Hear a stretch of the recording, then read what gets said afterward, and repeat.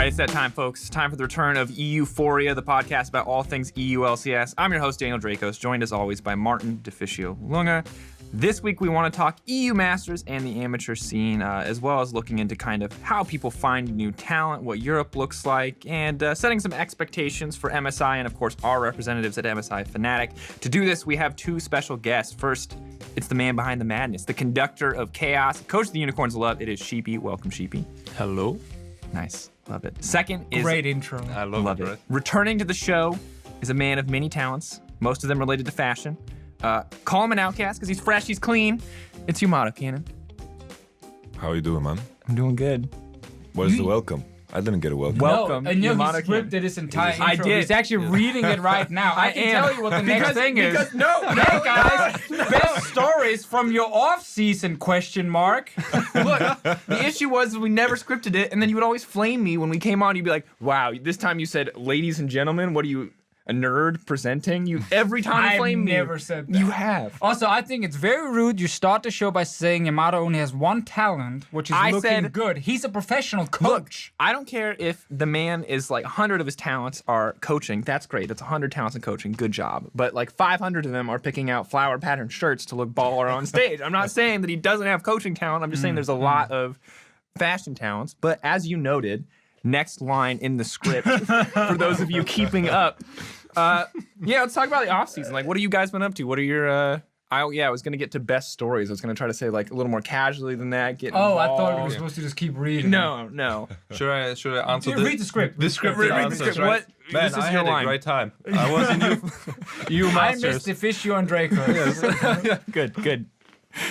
Yeah, I mean, I went to EU Masters, and otherwise I was just, working actually with the guys as well, like since 2 weeks already. So we're back in the start quite early. Anything else you might have been doing that we may have heard about? Have you been speaking into a microphone by any For any chance? other purpose? For Well, anything? I had this guy, Trevor, good friend of mine, Quickshot, yes. And he was like inviting me over to EU Masters, and he actually told me that I could cast, so I was like, okay, alongside Quickshot might be really interesting. Cool. You mentioned EU Masters. There's the other thing that you're doing though that we're trying to get you to talk about that we think also is involved cool. a microphone. Talk about it. Dubbing? Is dubbing a movie? You're dubbing a movie. You were dubbing a movie. Which Dabbing. movie? Tell the people. We're I thought you said dabbing in the dabbing. movie. I love it. I'm addicted. I have a dabbing on problem. I tried to fix it, but it's not working. Yeah, I was actually invited by 20th Century folks to speak in Deadpool 2 in German with Exile. Ooh. Yes, I don't know the opening. Damn, I should have prepared the opening speech. Like, go guys, watch it. It's opening in the blah blah blah in the movies. Promoting the movie. Damn. Hey guys, don't watch it in English. You'd never want to do that Yes. here in Germany. That's the problem. Listen to the German dub. But the story behind it is awesome because we got like the job over over like 3 different corners, and I go to the dubbing studio, and I was like, okay, this is pretty easy because I'm super self-confident and a little bit cocky in my attitude towards something. So I'm going in there with Exa and Exa as well. Like, how hard can it be? We're talking all the time, and then we started with like a very big role, and we started voicing everything, and with a bigger role, and we just butchered it, like absolutely butchered it. It was terrible. It was really terrible.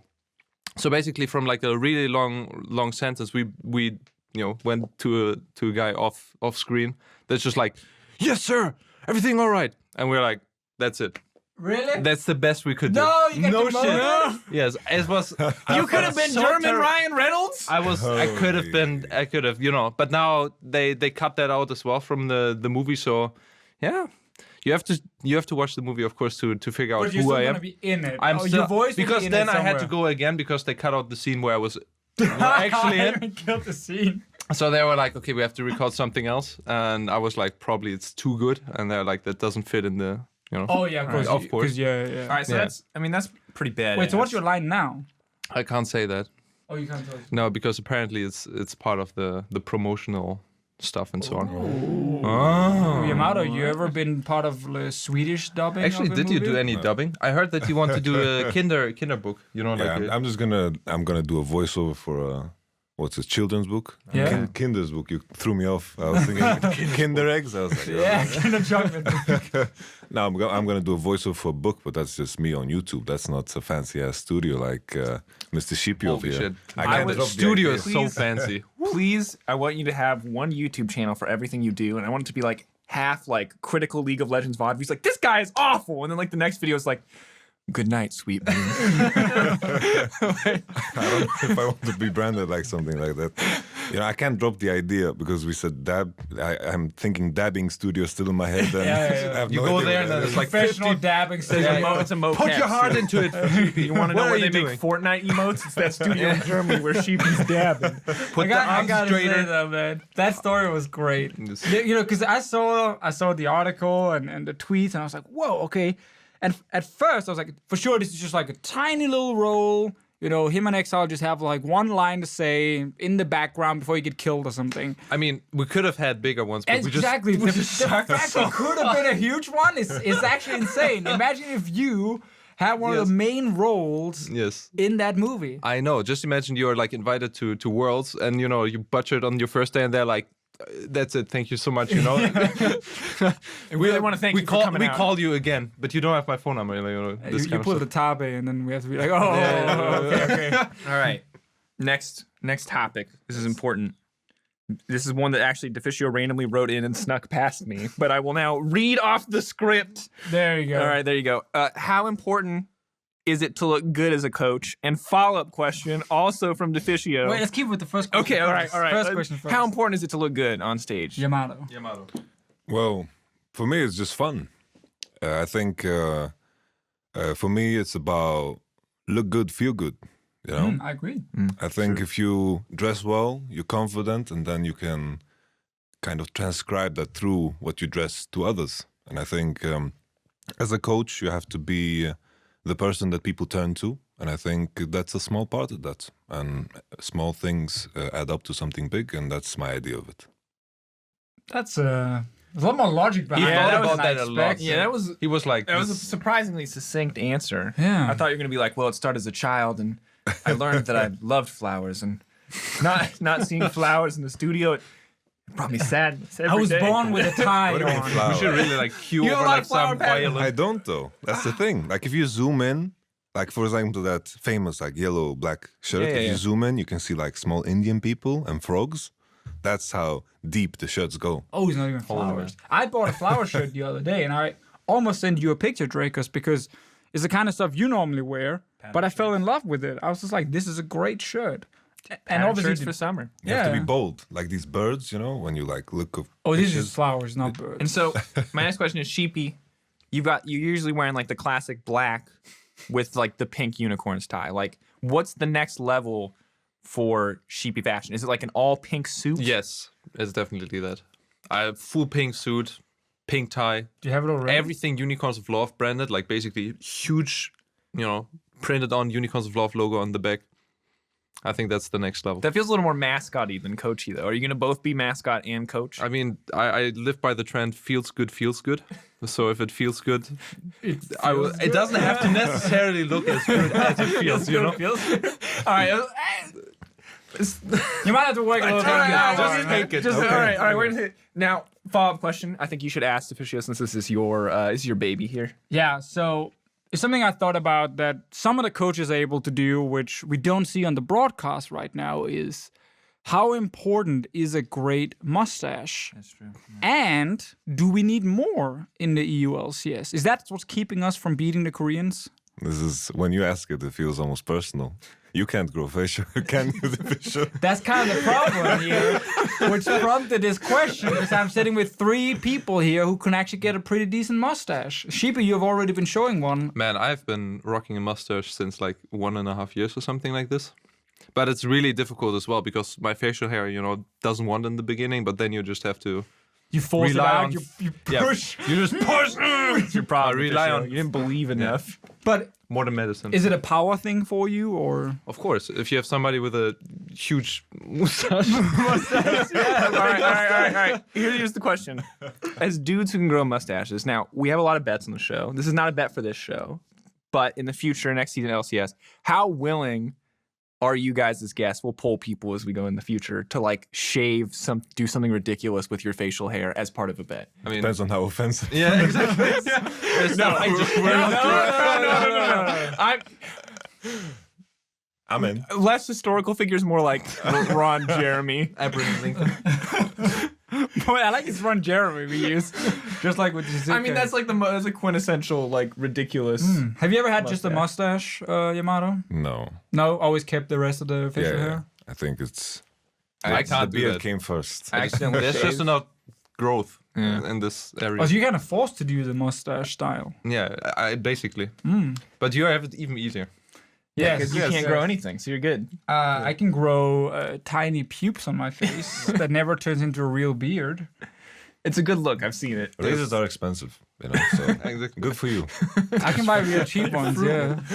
But I can never go to like a real barber and be like, hey, I need a fantastic shave, because you just look at me and laugh at me. So I'm just like, I lose that part of my life. You is tunnel on amazing. weird things in your life. You're like, I have a good job, a career. You know, I'm like happy. I get to live in Denmark, but I can't feel what other men feel when they go to the barber shop. It is important. You know, I'm going after the podcast to go, and the entire experience you feel. It's See, like, that's what I mean. you know, Have you it's ever- like going to for women. They go to the salon, they get their nails done, the makeup and everything. But for guys, this is what it is for guys. Have you ever been get the at full shave? at the barber shop? Like where they Yeah, put yeah. you back? Yeah, it's amazing. You really have to go Drakos. I have this place. They're basically my uncles at this Yeah, point. You know, yeah. they speak Arabic only, no German, so I can connect with them, and they just like give you like the whole cologne. It burns on your face, and with the knife. What if I go smell. with you and we go together and I can just be like, hey, behind, not creepy no, please just give me what he's getting, you know? They probably wouldn't do that. They would. They would. Anything for money, you know. That's Capitalism, yay. Oh man! But do we agree that the broadcasts actually do need a proper mustache? I think that the beard mustache is like underrepresented. I think you guys needed to. I think your beard was like at some point amazing, Thank you. and it's really really hard to grow like at some point. Yeah, now it's garbage. I know. I, No, tri- no, I, it's I more trimmed like- it. I trimmed it down a bunch Yes. because it was getting out of control. But then we had Pyra. He did sport their. Pirate did. Oh yeah, you He guys. tried All to right, build. I feel like we're tunneling on mustaches, but you know fair what? point. As this brought has it this in. had, I know it's true. It's in the script. We're going deep. Okay. That's all I'm saying.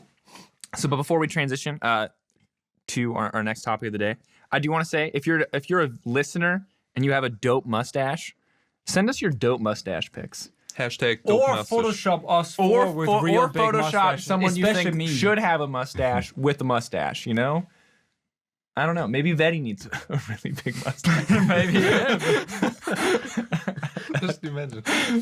Shocks needs a mustache. I don't know. Man, get creative. Pick who you want. I can't think of what player needs it. That would look like a hamburger man. with a mustache. I will see that. So this past Sunday, EU Masters finished up the finals between Origin and IHG. 3-0 for Origin. Congrats to them taking it, smurfing in a regional tournament. Good job, guys. It was a lot harder. I say smurfing because, you know, they all had a lot of competitive experience, but you're right. It was not exactly the cleanest wins of all time that you'd expect from the star-studded roster that was put together. Yeah, they could have been knocked out multiple times. There's about a tiebreak even to get past the main group stage. So there was so first of all, very good tournament.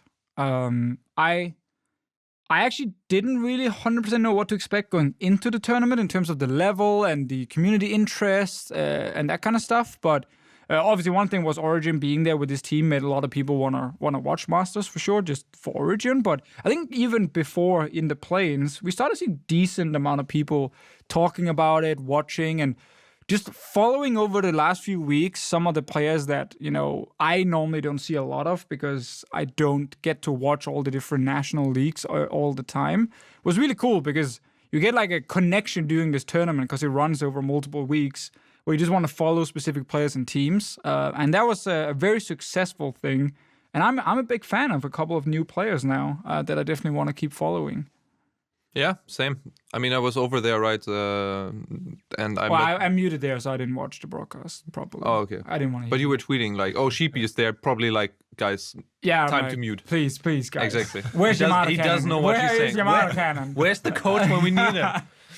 Yeah, but I was over there and I thought exactly the same because there are like some standout players in the EM that played like very aggressive, very, exciting overall. So there was like Click Tech and also Tinks from Gamers Origin. I think was really, really interesting to watch. Good old Tinks, Danish, by the way. Just adding that in there. YamatoCannon, do you watch Another any EU Dane. Masters? Very little, to be honest. I usually, when I do my scouting for players, is usually during the time where I need players. I'm very satisfied with mine at the time. And one thing that I can say, I don't want to give too much indications of players because I'm looking into it to potentially for our academy team. There's something we've had now for, what is it? It's 5 months, 4 months. And I think teams all over the world have shown that academy teams are very powerful, and we've used it a lot, and it's something that we're looking to upgrade on all the time. I like talented young players. I like working with them the most out of anything most of the time because you have like these moments of brilliance. I think that's something that I saw frequently when I looked at the matches where people were like, oh, you need to look at this team, Click Tech and whatever, and you could see moments of brilliance, and I think that to me is what defines what you can make of a player, and that was interesting from my perspective for the future in terms of my academy team. I mean, it's exciting, right, to have all this footage on these players that's like so centrally located, and since there are so many people playing in the tournament, it's a lot easier to tell who actually is the best of the best, right? Because a lot of these guys are like, pub stomping their own smaller regional tournaments, and then coming into this tournament, at least like the quality of the teams is going to be a little bit higher because they're filtered a little bit more. And it generally, it feels to me like it gives a pretty good impression of where people are at. I mean, I know it's not quite LCS level, but it did feel like you could see, like you could actually see what a player's skill was versus if they're playing, it's a low enough down tournament, right? If it's a small enough tournament in terms of who's participating and they're pub stomping, like, you don't really learn a lot. You don't really learn a lot watching it because they're just, they're winning a lane they shouldn't win, and they're, invading. It doesn't matter because there's 3 levels up and they can kill people, right?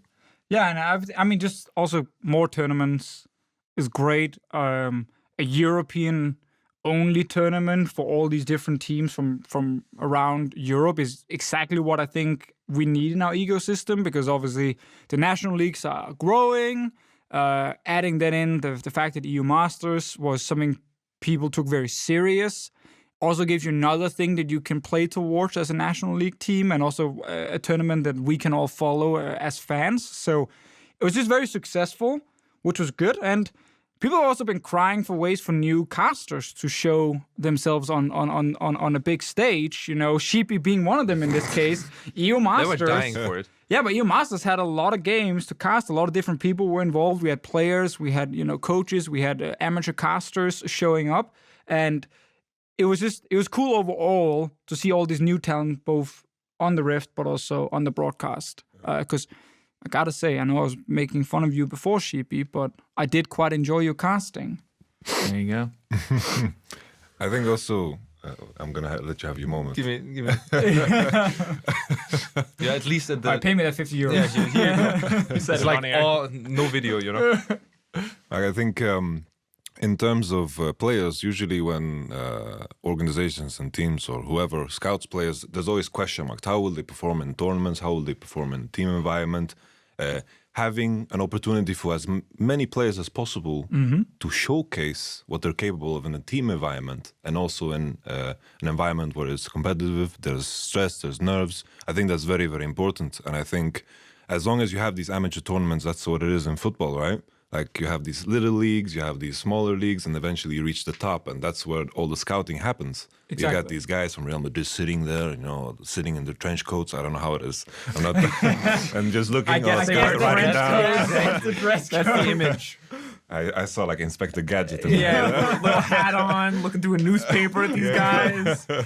But obviously, with the Spanish league and also in France, all the different tournaments being pretty advanced now, there's a lot of footage already for those guys. But it's all the other teams that you don't get to watch a lot of. Like if you want to watch a Nordic team play, there's like 1 or 2 small tournaments that you most likely will never get to watch in the first place, and the level might not be very high. So it's really difficult to see if these players are actually good enough. And then when they get to play the other teams, especially like the Spanish ones and Origin in this case, it's you get a really cool idea of like how good can they actually be. Yeah, and I think also it just gives different storylines, right? In LCS, you have mainly, the best of the best, like, put together in a team. But in the national leagues, you really have, for example, Illumina Gaming, who was like full Polish squad, that they made it so far as an absolute upset story.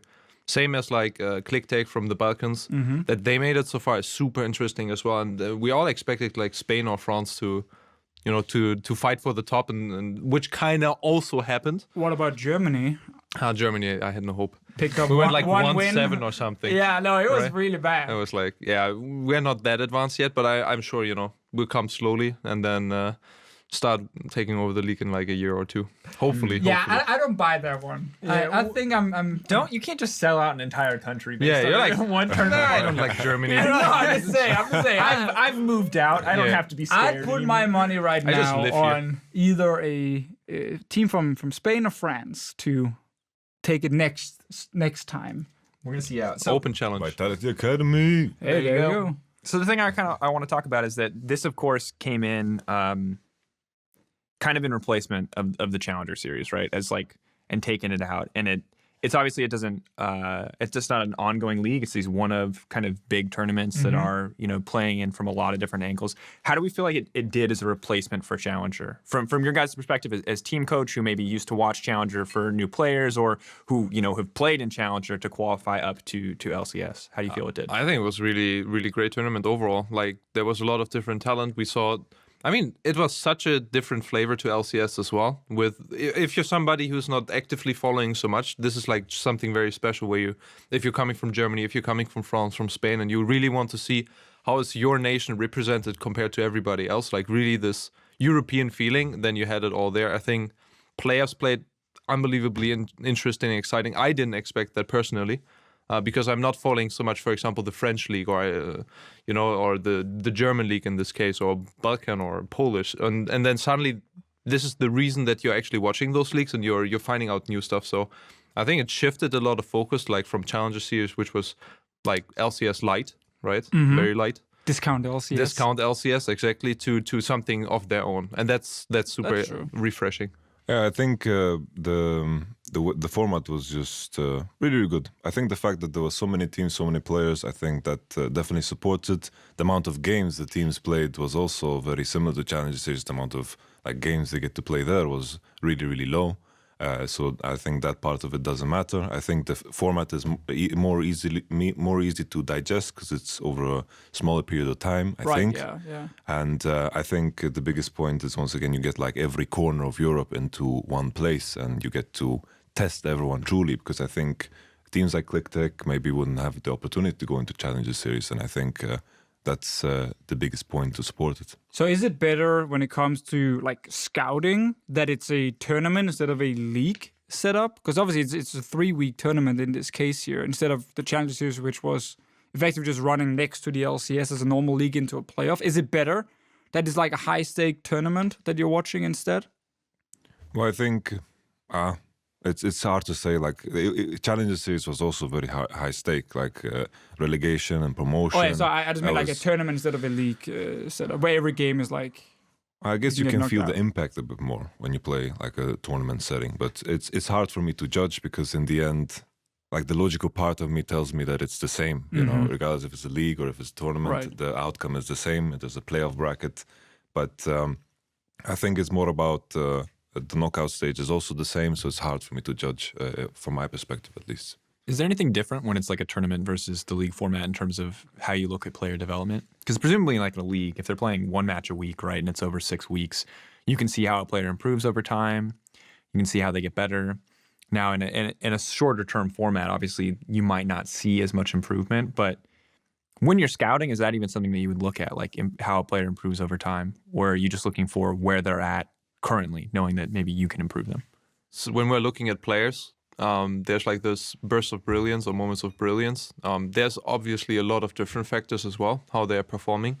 And European Masters was interesting because, and like the high stakes setting and how everyone was set up and how you have to prepare for the next matches towards teams that you're generally not facing, right?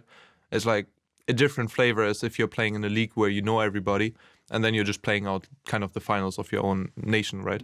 So I think it's very exciting because all the players and different trends from different regions are clashing together. That's it's like the reason we are watching Worlds as well, right? We want to see how the aggressive style from China is kind of against the control style from Korea, and then there's Europe and NA.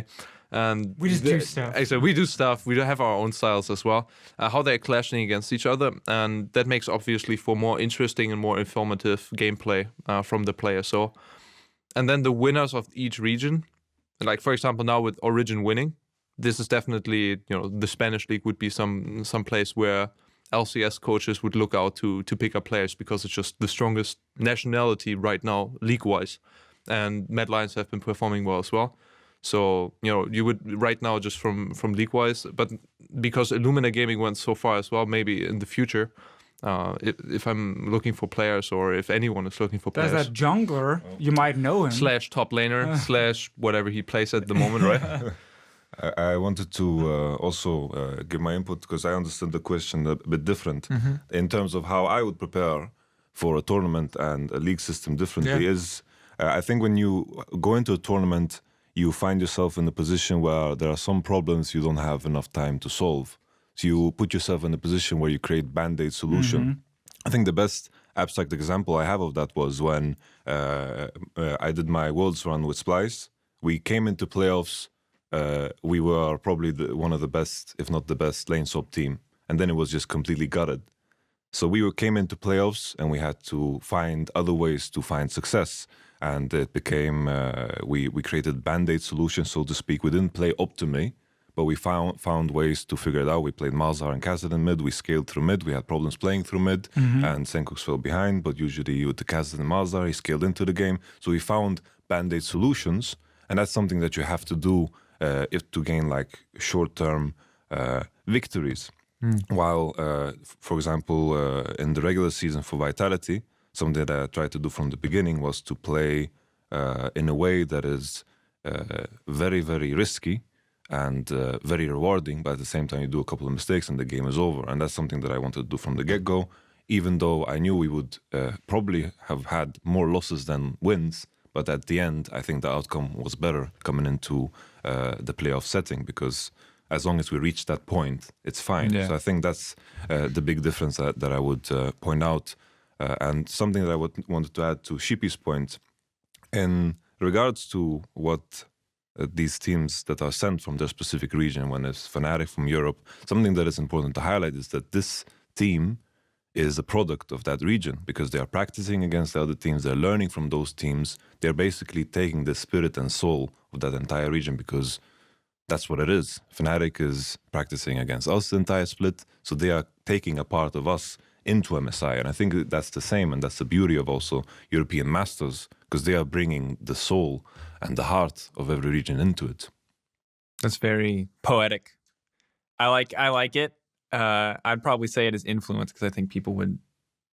I think it's very serious, Yamato. You've made it sound very like this beautiful thing, Soul. and it's not that it's not a beautiful thing. It just feels so grandiose, I think. But I'm curious. You brought up rather your academy team, or Vitality's academy team earlier.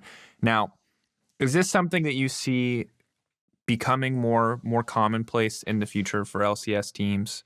Because, I mean, what is the value, I guess, that you get out of this? Because to me, I mean, I can understand it if this is a team you scrim against, but I'm just not sure what the full picture is for what you actually get out of an academy team as an LCS team with a secondary team. Okay, so from my perspective, it's all about the small things, and I think an academy team can be small and also big, because I think it's an asset for sure. So regardless if in any way I can improve the team, I will take it no matter what. So in terms of academy team and how it improves, it gives me an opportunity to have 5 rookies or 5 players that I can watch grow and turn into something even better.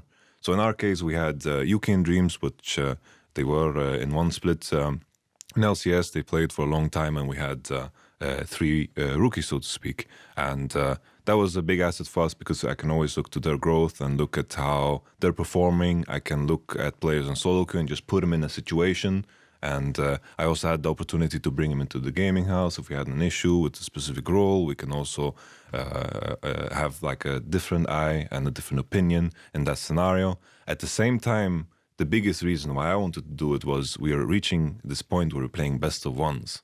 In best of ones, strategies that you don't want to reveal to anyone, they become very relevant. Last split, what we did a lot was scrimming teams that are outside of EULCS just for this purpose. We had a lot of trust established with some of the other teams in other regions, and we were able to practice things we didn't want to reveal to anyone because things trickle down very fast. If you show a strategy to one team, all of a sudden he screams to the other team, and then every team knows it, and then you're facing it in the LCS when you're the one inventing it, and you're sitting there like, oh, well, blows, you know?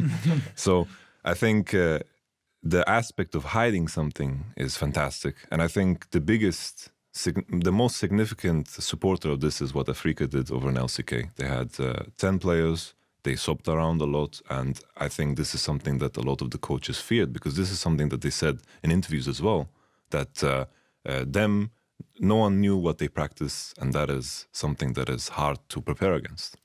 Now, in the LCK, we do see subs being used a lot more on stage. Obviously, with BO3 in Europe last year, we didn't get to see it a whole lot. BO1 this year probably makes it even harder. Like, is that the main reason we don't see European teams actually put their academy player, their sub player on stage? Because we typically just see the same 5 players all split long. I think it's a question of, like over in LCK, I think the player pool, like if you pick a player from top 10 challenger, then you know that you're going to get a quality player. They're going to have no communication issues over in LCK, and the culture is also supporting of the idea of a team structure and respect. And I think that helps a lot. It's easy for them to just pick out players and just swap them out because there's this threat behind it. But I think it's something that will come with time. We have these EU Masters in a couple of years. I'm pretty sure the academy teams will be very stacked, because I think that's what EU Masters is. I think every player is just putting a sign on themselves. Pick me out the good TLCS. You know, I think that's what it is in the end. And I think the more and more we have these tournaments, the more we have showcases of players, I think the academy teams will be stacked, and we will reach a point where switches will happen mid-season, or maybe during like a specific week, or we want to play against this team, we need this, and whatever. I think it's just a question of quality of players. I think for me it's relatively hard because we don't really have substitute we're using. I really do support the idea. I think also it's something I would like to do. I think, you know, more talent, more brains to work with, more experiences to have and to learn from. From my side, it's just relatively hard how to manage that in our environment. You know, where should they sleep? Where do we build the office space for that? So everything works out together well. Who am I actually taking, and who will play in scrims? Do we only play the team that we are choosing from? You know, like there's a lot of restrictions and regulations, especially, and also it needs to be like cost versus effect, where it's like sometimes not sensible, right, to take people that you actually don't think you will use at all and build them up, you know. Because right now, so Vitality set up, you guys have Unlimited as your coach for the academy team. There's the 5 players. Are they in a gaming house, or are they playing online most of the time? Well, it comes and goes. We have I'm not going to say that I have the most accurate information, but we have boot camps, we have facilities where when it's sensible for them to boot camp, they are doing that. We had a gaming house during one period. I think also they're in our gaming house at the time, at the current time. And I think it was just a question of changing. And it was something that was very, very in line with the idea of EU Masters coming into the picture, because that's important in terms of cost and, of course, what was the second word you used? Cost and... Efficiency, yeah, cost and efficiency. That sounds nice. Okay. I'm gonna take that, make it mine. Cost and efficiency. So we wanted to send a team into EU Masters. We didn't do that. The team didn't play that well. We got 4th place in the French league, so obviously didn't deserve to go. No chance. So there was an idea behind it past my own ideas, right? Right. So it was like plus. Yeah, and that's what basically you're saying for Unicorns of Love right now. It's hard to 100% decide, is it worth it to sign 5 academy players, an academy coach, and then find somewhere for them to practice from time to time, and it's just not worth it, or potentially not worth it? What I would like to have is like a huge office building or something like this. Then, you know, everybody can have, you know, they sleep wherever, you know, like if they want to have an apartment for themselves, they take an apartment for themselves. Like everyone has like different thought, and then I would like to oversee. Like it would be great to have like 2 assistant coaches to just like micromanage the team, and then macromanage. We have like meetings or stuffing. You know, there's like.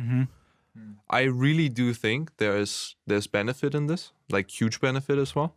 But right now, it's just not a point where, you know, where we want to do this as an organization. And on the flip side, how effective is it as well? I think this is more for like long term, like probably something that bears fruit in like 2 or 3 years. Definitely, like if I talk about it, I already get very excited about it. But with the people I'm having right now as well as the team, I still focus a lot about improving myself as well, because I'm, you know, I think I'm very experienced in what I'm doing. I think we're like actually one of the oldest coaches in the league, right? Yeah. Probably, yeah. We've been around since forever, yeah.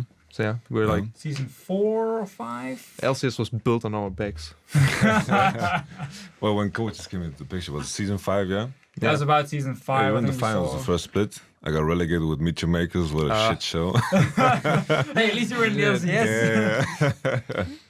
Yeah, actually, yeah. When You played with Rocket after. Yeah, Coach Rocket. I went into Rocket. That's a fun story, actually, how I got the job. Because they didn't trust me, you know? And I was like, let me come into your office space. I want to try it right now. I'm just going to come into your house and I'm going to scrim with you guys. He was like, I don't know. I was like, give me the address right now. And then Fly sent me address. I went there. And then like, okay, after the scrims, they were like, we need to have a conversation, maybe 10 minutes. And then took them 30 seconds, like, come in here, you got the job. Hey, That'd be a lesson Nice. for all of you guys. If this you is really how it works. You have to be very obnoxious if you want the job. ask for because- the address, Just like, where are you? jump where into you the living? scrim and just start yelling at the players. Wait, this is the same story for Roma. Like, Roma was basically, you know, working before at Razer, which we are, you know, contracted with, and I don't know exactly how. You know, back in the day, it was Wild West, so you were just like, whatever, esports. So he was like basically saying, I think your team is exciting. I really want to be part of it. You guys do whatever you want, and you're cool, and you're blah, blah, blah, blah, blah. So he just puts the honey around. I don't know if this is a saying. I said it to Trevor if I could say that on air, and he said that's not a saying. But basically, he was very nice, right? He puts the honey Very on posi- himself No, it's like putting honey around the mouth. Wait, don't you know that? to make him more attractive. You smear honey around the mouth. It means like you make something Can you say it in German? Honig den Mund schmieren. Okay. Okay, whatever. It's the same in German. It sounds dirty in German. Yeah. Everyone's like, okay. I don't But want to know. back to the point. Wherever You, you went put for the honey, honey. You went for the honey. I went full honey, and then he basically said, okay, give me your you know where you live, and I come over, and I'll be there tomorrow. And I'm like, tomorrow? But I was also young, so at this point I was just like, I had no authority. So if he's like, okay, I'm like, Okay. whatever. And he's like, flew over the next day from France, and then he had to go to Hamburg afterwards. So we had like an hour, and he came in the pink onesie, right? Oh man. So he's like, I want no to shirt apply or for the the management job and talk with sponsors. Pink onesie, and basically, honey. pink onesie. And yeah, I opened the door, and at this point, I was just like, I can't. You're like, I didn't order a stripper. What is I this guy was doing like, here? I can't say no to him, call you know? it safely a risky decision, even in esports. Hey, guy in pink onesie who wants to be the manager. I could. Sure. That works great for us. Do you also have a Maybe suit? out of No, that's fine. Do you have more Whatever. than one onesie? Okay, we can work with that. I would like to dance on stage and wear nothing. I'm like, all right. No, but I was afraid at this point to say no, really. I mean, he just showed up at your house. He knows where I live. Yeah, he's very fit. He could probably beat you They up. probably thought the same for you there. Like, they know where he lives. So it's interesting because we often get questions from people asking, how do I get a job in esports? And basically from what we're learning here, I don't think we should stop the trend of people. just be really obnoxious and Send make sure. follow-up emails. Yeah. Don't go to people's houses. Just send follow-up emails. Only go if they actually give you the address and yes. tell you, If you- sure, you can show If you up. find it on your own, please do Do not not go. go. Yeah, keep tweeting at Deficio. You know? This is how you He'll get leak it it all eventually. He'll break, guys. You can get him. Just keep asking. He has all the info. Back on the subject of kind of building these teams and scouting talent, it's something we've been kind of talking about. But I'm curious specifically. Some names have already been brought up, but like who really stood out in this tournament, right? In terms of new young talent. Yeah, Yamato. Yeah, like I know one player. When I was recruiting for academy already, then I was looking at Mr. Self-Made Man. Of course, he was already during the time he was on the contract. He was a lot of shh, couldn't talk, and of course we didn't breach any rules, so we didn't talk. Got it. But I Nice. think Good. this guy, I can. He's the jungler for Mad Lions. Yeah, Just yeah. adding that. I can. I'm pretty certain he's gonna be an LCS next split. Oh, next split already. Yeah. Okay. Yeah, he was one of the. Because I wrote in a few names on this scripted list here. Tinks is good. I like Tinks.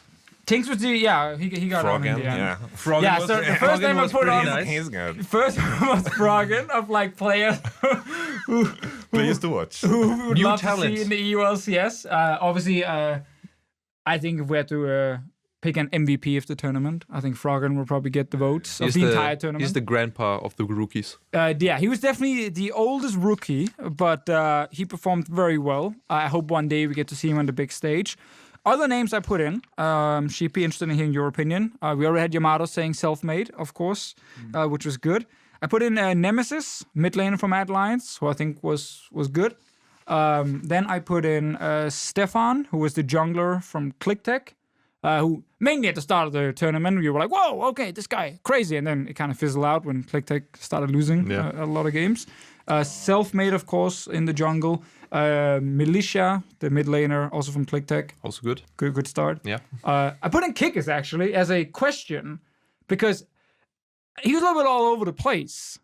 But I kind of enjoyed watching him back in the jungle because he does a lot of crazy stuff. I'm not sure if it was good enough to be in the actual LCS just yet, but what do you think, Sheepy? I mean, I think that he is a player with so much history, also won LCS at some point as well, right? Yeah. So, and he's now shown as well that he can maybe bring an inexperienced squad towards like the bigger stage and play in the final as well, right?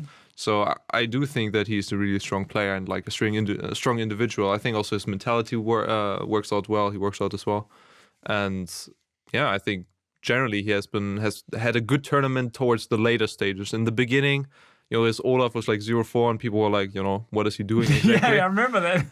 People were like, Oh my god, the first game he The played. Kickers career path is one of the most interesting things in esports to me because I mean it's just he went Unicorns of Love, and he did good for a while, and then he with G2, right? And he He came became a top laner out of nowhere. he wasn't great for the longest time on that roster. It was like the Rammus top era, that brief period. But towards of time. the end, he actually But towards did the end, he well. was actually really good. And then Expect came in. Expect was there.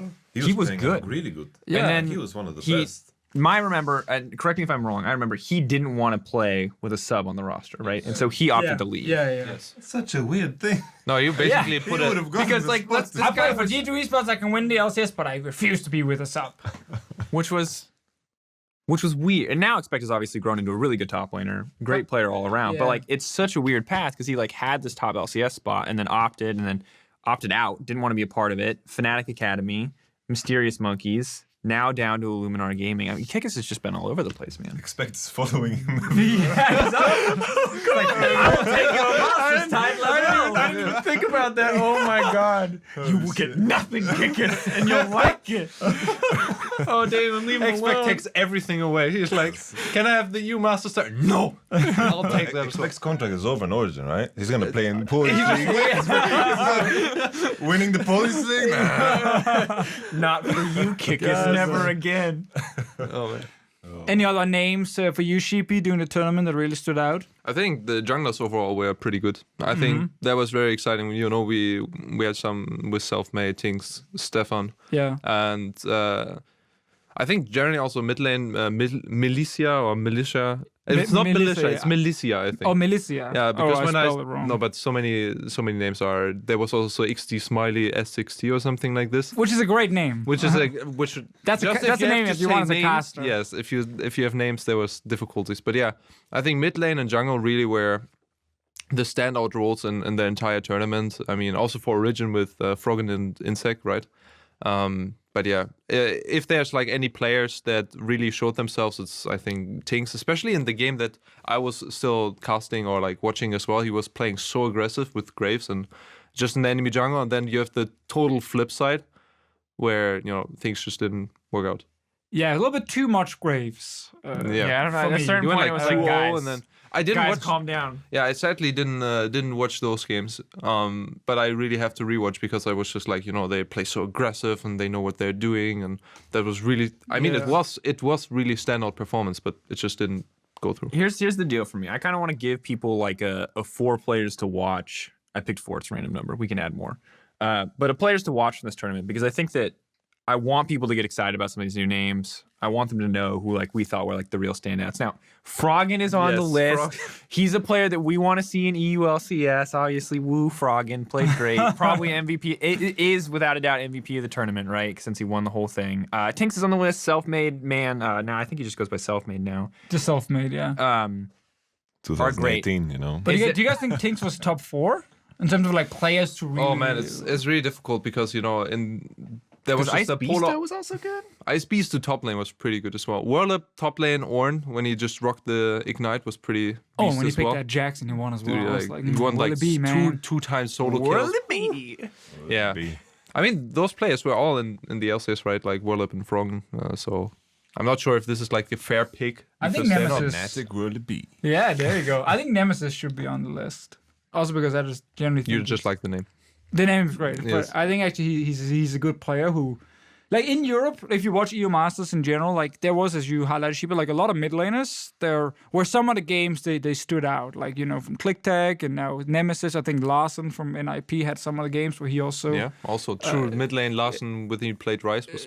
he stepped up big time. So there's actually a lot of names who we could see in the EU LCS in the future, and I guess that's kind of the whole thing about Europe and why EU Masters and national leagues are so good, because we just have so much talent. I feel like every year we have a couple of new players who ends up being really good in the LCS, and we just keep producing more and more. And the idea is also to lock down talent, right? Like if you see somebody is up and coming, is very, very strong. I mean, that's why you went to Masters, right? To scout talent as well, and now you're ready. Obviously, I have like a list now. I infiltrated the system from the inside. I asked casters like, "Hey, what do you think?" And then write it down. What am I hearing? UL, no academy team, looking for new players. No. Oh my god, drama. Would be as Goodbye, guys. On the EUphoria podcast. title. That's the title. Do you want to find these 4 players? Do you want to lock them in? I just wrote down Nemesis, Tinks, Froggen, and Self-Made Man. Is that cool? Are we good with that? Yeah, I mean, I'm definitely not against that. Give them some shout-outs. I think the players really deserve a lot of exposure. We'll do it. Those will be our top 4. We'll make a sweet graphic to accompany this. How about Forgiven? He's in the military. So Seeing as he's not going to be available. We'll get But back to was you in. he? We'll get back to you in 2 years. Will he go to military? I remember when he did this. He said this now that he's going. this crying thing on stage, and then it just didn't happen. Well, I think he managed to get it delayed to continue playing. But now, I know he announced that now he's going, and he will be available again in 2020. Always stay smart. 2020. So League is dead then. No, I'm we got 1 more year left, guys. kidding. Can we get that on the is record? ticking. The league is dead. Was that Jacob? Bevy? Forgiven. It could be good on Fortnite. Nah. Random point on this whole league is dead that I really want to say is I keep seeing this on Reddit, and I keep seeing it's bullshit, man. so many people jump into discussions, and everyone is stating their opinions as facts. It's like, it's Reddit. I know that the player base is dropping in X region. I'm like, please link me anything to back that up.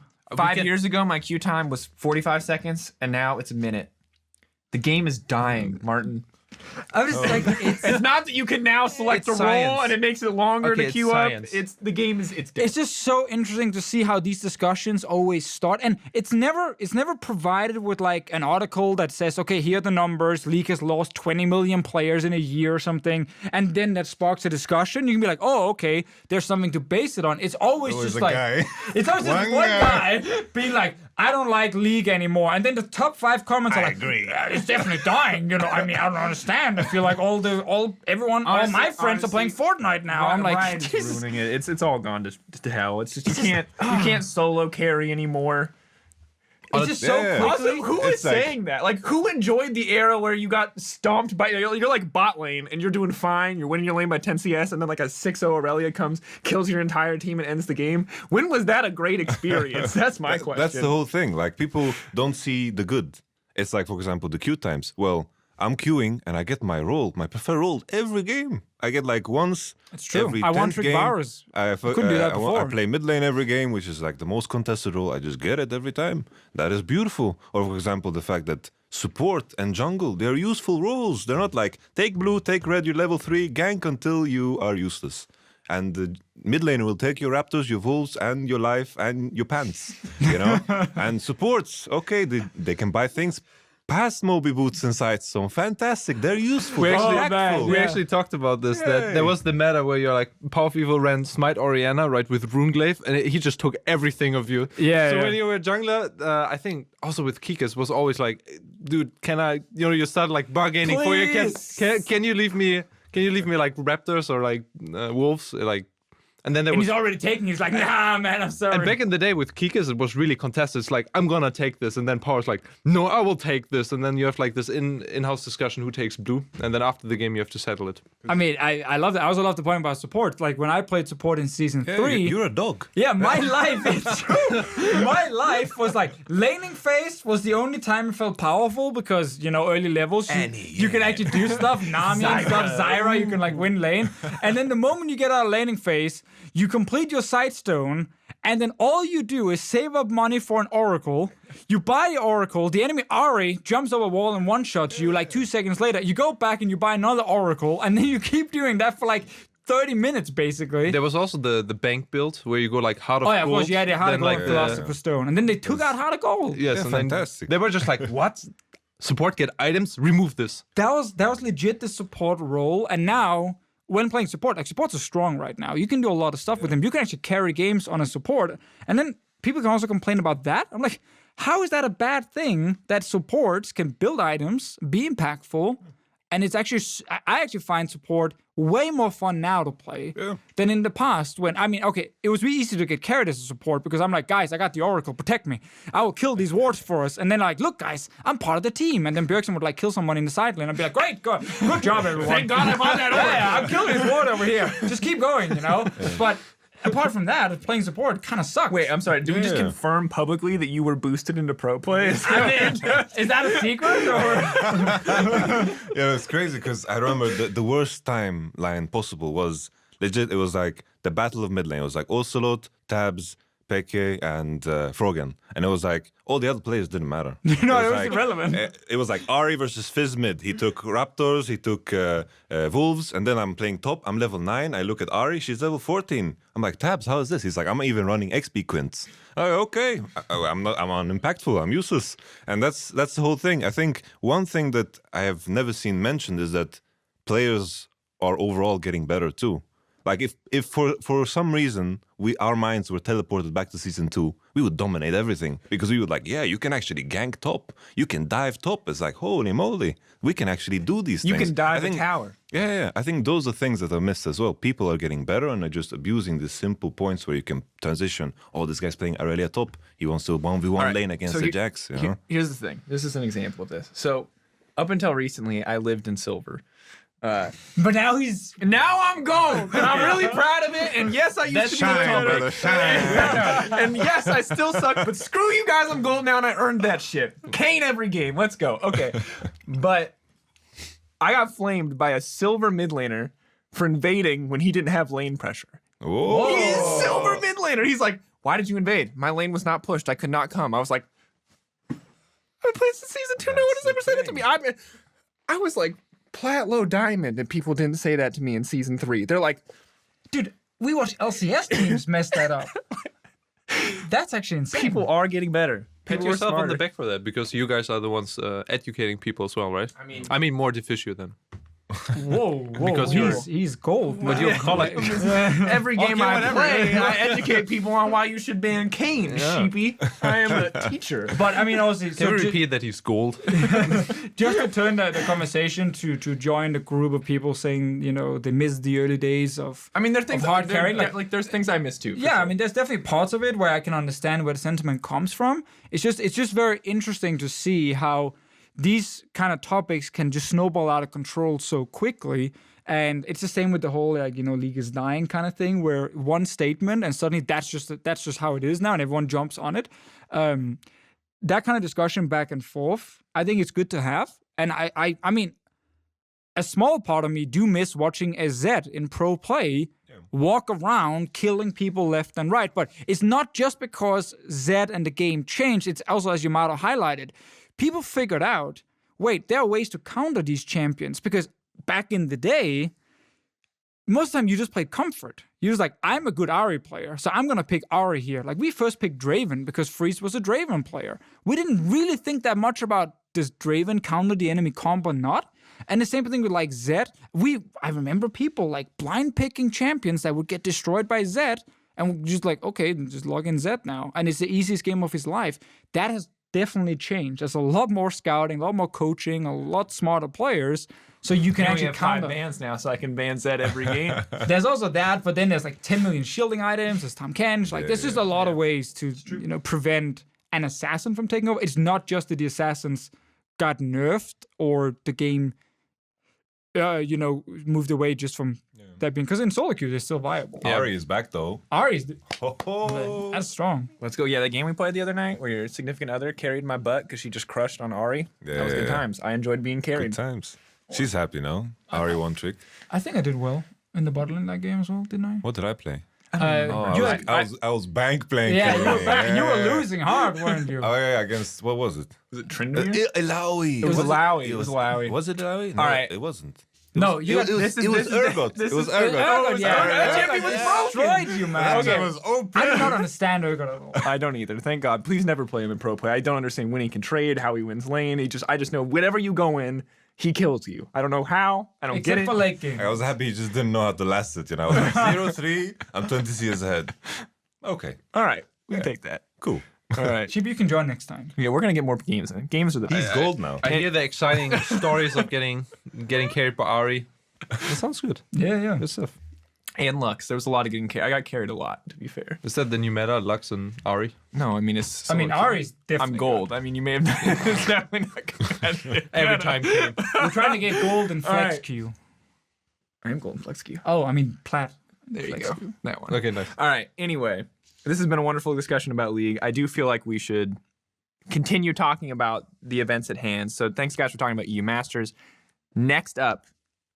Oh, I had one more point. Not about this. Okay, fine. One more. It's about we talk about scouting and Europe and Masters. I do want to just quickly chat about Korean imports. Because I think this is a big topic in Europe. Going back 1 or 2 years, it was kind of the whole, you need Korean imports. So many teams had 1 or 2 of them. Of course, Huni Rainover kind of started the whole thing. And I think we got spoiled a little bit about how good it can be to have 2 Koreans on Fnatic. And we we're like, imported a lot of oh, people okay, in. we should all do that because that's great. Chani, GBM, A lot of different names. Now, interestingly enough, Ruin. this split, we only have 5 Korean players, spring split in the EU LCS. Ruin, of course, from Giants, Prophet and Blank from Rocket, Wadid from G2, and then Totoro from Unicorns of Love. So I'm going to turn to you first, Sheepy, because Unicorns of Love in the past, you guys were like, we don't want imports, it can ruin communication and stuff. What changed now? I mean, I don't think that was Romar's point, because there's the thing where he's talking about how we're gonna beat Koreans if we're gonna import like people that are below in rank and we don't have the infrastructure to build them up. Okay. It's just a very unlikely scenario to pick players from their player base that are not in the LCK and then build them up with a worse infrastructure to become a better team when you have communication issues and so on. So what Romar's point was, that's just very unlikely, right? And that sentiment, like, I understand, makes logical sense. Changing for that is that the culture in Korea compared to Europe is just so different. Like you cannot understand, because we're joking around, we're having like a great jolly time, but there's so much competition for being in League of Legends, being in the LCS as well, and especially in Korea. Like it's really like what Totoro or what we've worked with people before as well, right? With Horo and with Move and with Veritas, who all come from from Korea, and they all said, like after, for example, Totoro, I think left the school. I think it was about him, that it's kind of like you wasted your education. Why are you doing esports? Unless you really make it, it's really like you're considered a loser, like very, very crass. Okay. And so you really have to make it. You have to wake up every day early. You have to improve. There's a strong bond with your family, and success overall in Korea. Like making career is like very big thing. Like people that have great jobs are extremely respected. So yeah. I just really like the culture. I really like the mindset, and Totoro just fit in perfectly because he also had like this unicorn spark where I don't know how much people see Totoro because he's very, very shy and reserved, quiet. Yep.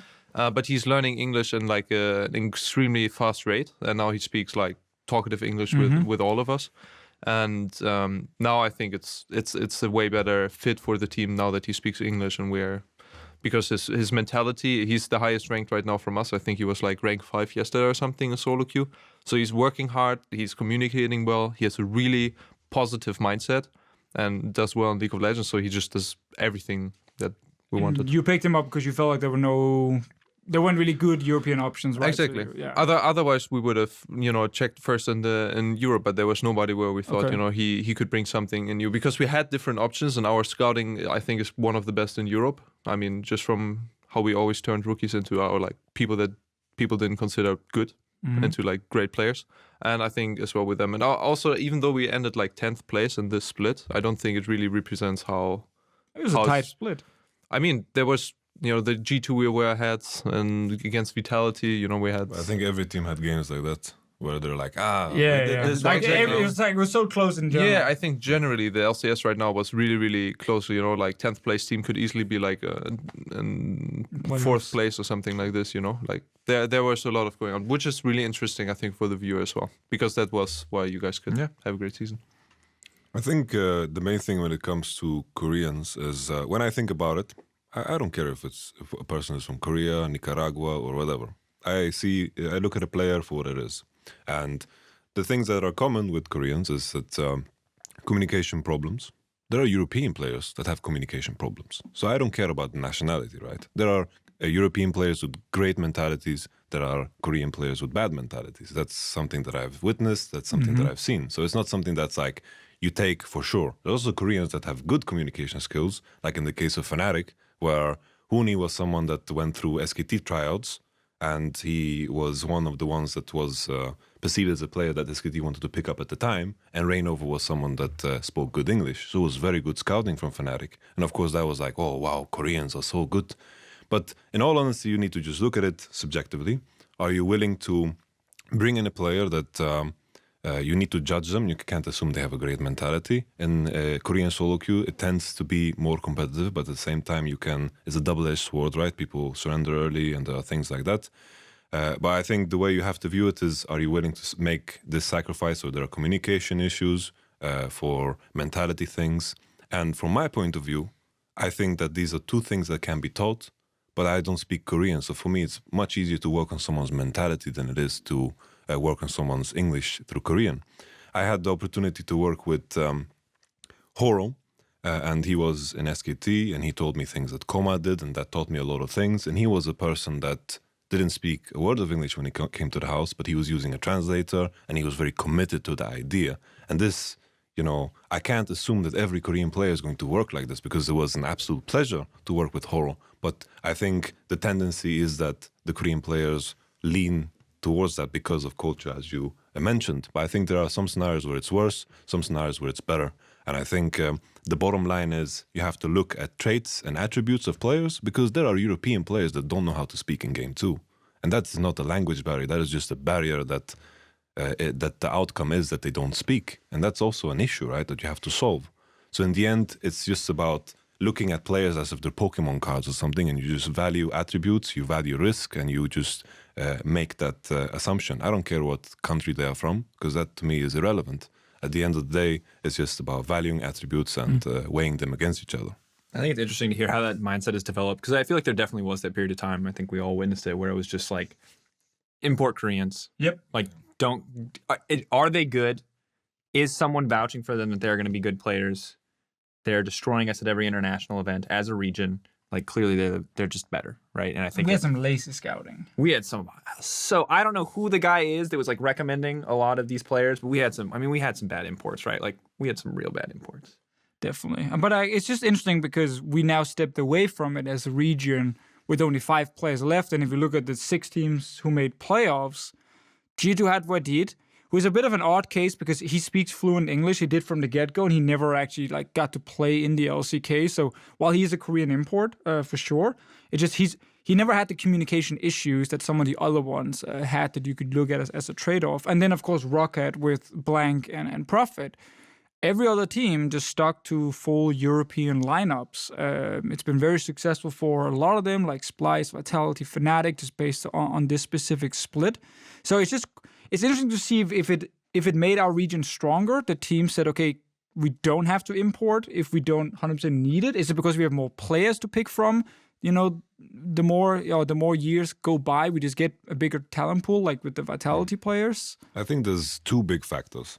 I think in support of the idea of culture in Korea is that the structures are built upon this. And the structures have been around for a very long time in Korea. So SK Telecom, KT, they've been around for ages, right? And the structure has been built on top of this culture. So of course, the organizations know how to push a player's mentality in the right direction. If you're an SKT, then you know shit is real. Like you wake up and you're like, I need to get good, otherwise I'm flying out the door, right? And that is a mentality that has been like in terms of speaking for the mentality, that is something that, you know, as Europe gets better and organizations get better, the coaches get better, then you can learn to create this mentality within your team. You don't necessarily need a culture to build on. You just need to make sure that this is what is necessary. You need to learn, because this is something that I've noticed and something that I am constantly reading about, learning about. You can take from other sports, other ideas, because, you know, this is not something that just happens in Korea, right? There's Western sports where everything is happening. Managers are creating winning mentalities, and this is something that everyone is capable of. So I don't think the bottom line is culture. I think it's the question of an organization. And then my second point would be the player pool. The player pool in Europe is very large. I think it might be larger than Korea. So it just makes sense if let's say 0.0001% of the player base in a region is good, then it makes sense that the teams or the regions with bigger player pools are going to be eventually better if all the other issues are ironed out. So let's say maybe in 20 years, China is going to be by far the best region because they have the biggest player pool. And I think it speaks to that as well, because they have mechanical players that are insanely good, but you hear about the drama in China all the time, how they're controlling the teams, etc. And I think that is what is holding them back in the end. So I think player is a good thing for Europe, and also in the end, structures are also improving. Is there anything else you want to add, Sheepy? Round out discussion on the value of Korean imports, importing players in general, and kind of the growth of Europe? I think everything has been said, you know, so I think we can move on. Our final topic of the day is MSI. Bit of a focus here on Fnatic as the European representatives with the all-European cast. So let's talk a little bit about Fnatic's chances here at MSI. We already know 4 teams going to be at the top. We don't know the teams coming from plans, but Fnatic, Kingzone Dragon X, Royal Never Give Up, and Team Liquid are all going to be playing to see who comes out on top. So from the Fnatic perspective, how good do we expect this team to be, let's say, compared to when they were playing at Worlds? I'm excited because the Worlds, you know, I was reviewing every single game and I regret it to this day that I did because it was too exhausting. I think I still suffer damage in my throat for it.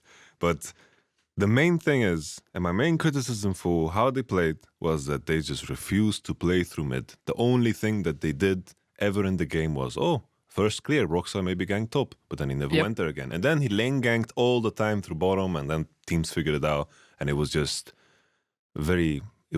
weak. The early game was very weak. And now, finally, after they crushed us in the semis, they've shown that they know how to play through mid lane. And I think Caps is an amazing mechanical player. Maybe he's a bit too wild sometimes because he gets ganked, but I think the main thing is, as long as they have figured out how to play together, utilize Hylissang to pressure into mid as well, and use Soaz, his identity of pressuring as well on the map, not necessarily into the lane. I think with this new idea for Fnatic, I think they are much better if I compare them to what they used to be when they played at the World Championship. Mm-hmm. Sheepy, how do you feel about Fnatic right now? Are you as optimistic as Mr. YamatoCannon here? I mean, they've definitely become better. I don't think he said like they're gonna win the tournament or anything like this. Oh, I'm pretty sure that's what he said. Yeah, it's just like, you know, they are better than at Worlds like long time ago, which I agree with, and I think everything he pointed out is what we think of Fnatic, you know. Then let's talk about the other thing that Yamato brought up, which is the kind of the skill of Caps. You know, is this wild player sometimes. How good is Caps really? How much better has Caps gotten? Because he's kind of the guy that I think we're always going to be looking at. It was him and Reckless that we were always talking about. I mean, those were the two guys up for MVP of the split for sure. How's he going to do up on the international stage? What does his progression look like? I think it's difficult to say because there's a lot of responsibility resting on their shoulders. And I don't know how it works in like a team environment. Like generally, Fnatic as a team for me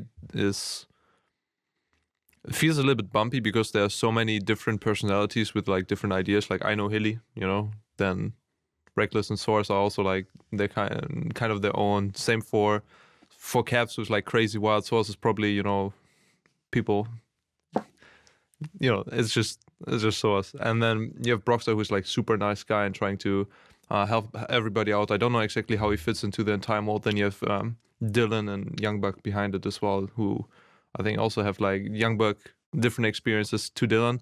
Mm-hmm. And although I just have like the kind of feeling from all of the people, I don't know how well they are meshing together. And now in terms of how you're performing, I think that the stigma of Fnatic is that, you know, Reckless kind of overcarries everything and wins the game through it. But is that true without Caps? That's really the question here, right? Like it's so hard to say because Reckless had such a grand performance, right? And if he's performing well, the entire team is doing well as well, right? And same for Caps, you know, if he's performing well, but he's going to face up against like the best mid laners in the world, right? I mean, I think when we look historically, I think there's a lot of truth to what you said because I mean, Reckless brought up how difficult the team was in terms of like emotional and personalities interacting at last Worlds. But I mean, yes. Since then we've heard, I think, nothing but positive things. Youngbuck especially being praised repeatedly for kind of improving what was perceived and apparently perceived correctly, according to Reckless, as like a super negative, super emotional team atmosphere. I mean, we've heard consistently good things, that the players are no longer mad at each other and frustrated with each other, that they have kind of a system in place where it's much, much healthier. But I want to hear more about Caps, because the question was, how good is Caps now? I think Caps, the story of Caps, there was once, like when he started playing, I said he's the best mid lane in Europe. And people were like, well, you're ridiculous. Because the reason I thought so was because the way he plays is that he's always pushing boundaries. Usually when you have players like Perks and maybe Nuktak, they're playing more tempered. They've reached their peak and they know where their peak is. And Caps, we don't know where his peak is at yet because he's playing in such a way where he's willing to take those risks that the more tempered players aren't willing to take. And I think in the matchup against Perks, against G2, I think he showed up big time. Mm-hmm. When he had the better matchup, the team with the Karma mid lane just lost the 2v2 post 6 naturally, right? But whenever he had the stronger matchup, he could really abuse it. I think mechanically he's super talented. And the main thing is, I think he's finally playing smarter than before. I think he's playing on the side lane. He's willing to expand his horizons beyond just being the one that clears mid lane. And I think that frees up a lot of space for Reckless to play other champions. And I really think the whole playing smarter is the big thing, because I remember last year when Caps joined Fnatic and obviously preparing for the split, I had to learn about this player. He'd been in Turkey for one split and that was effectively it. And it's very rare when you talk about a new player coming into the LCS that you hear the same thing from like every single player you talk to, no matter which team he's on. And it was just, this guy is mechanically so insane. Like, he can win any lane matchup. He can carry games so hard. And it really, like, instantly made me super excited because when I hear so many players praise that one aspect, I just think back to some of the few really great players who just stood above the rest in terms of that aspect of the game, like the pure mechanics and the carry potential. So obviously watching him in the first split, we had, I think, one of his first games, we had the outplays against Perks and these kind of things, and it was like, oh my god, this is so hype. But obviously because the team didn't function very well, and because Caps was not a smart player at all in terms of what he needed to do as a mid laner, he just got cammed and he just died to everything. He didn't know what to do in the side lane. Like, there was just a lot of times where he ended up looking a lot worse because it's a team game, obviously. But I feel like that 1 year where he still managed to go to Worlds, he still managed to play 2 playoffs in the EU LCS. And now with the changes Fnatic have made to the coaching staff, we're just seeing that more structured team, and he's a much smarter player after 1 year in the LCS. And he still has the same mechanics, which are really, really good on his side. And that's why Fnatic now have been able to rely consistently on him. And then, of course, Reckless. Yeah. And that's kind of the thing about this Fnatic team. And I would say one of my concerns now, I know you guys were praising Fnatic coming into this, but I am concerned that it's too much about late game with Caps and Reckless. They fell behind in the finals against like G2. We've seen them fall behind in the EU LCS, but they come back because they stall well and then they punish you around like a Nashor. They take a big fight. Reckless gets a pentakill, and it's like, okay, Fnatic for sure now wins this game. I think the teams you're gonna see at MSI will be way better at snowballing an advantage than we see from G2 Esports in the final we had. And generally also just team fight a lot better in the late game. Like RNG with Uzi and Zhao Hu can 100% match Fnatic's late game. 100%. Of course. And I think the main question is, when it comes to Fnatic, what mentality did they have coming into the match against G2? Because if I view that matchup, it's like, if we reach a point where AD carry has 3 items. Yep, you win. And you win. You automatically win.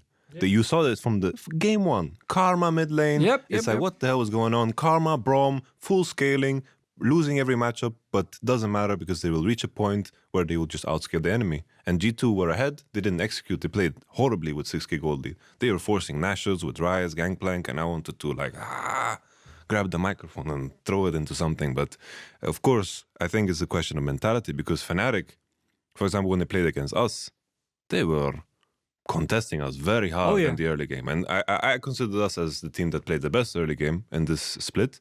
And they contested us really, really hard, and they beat us at it. So I think it's a question of mentality.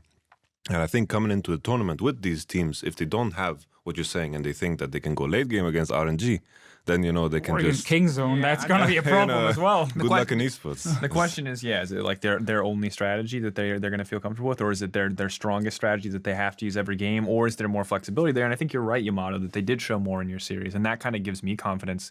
Because I think if you look at it, right, like, it's not the most exciting way for Fnatic to win a final, right? Going late game every single game from a viewer perspective. But if they really believe that was their best strategy against G2... yeah, and that, it was, right? Yeah. They're still deciding who's playing for top lane, right? Vipo or I think Source. so, yeah. It's not logged in. Which is kind of concerning as well, right? Because you're playing against really, really, really good top laners.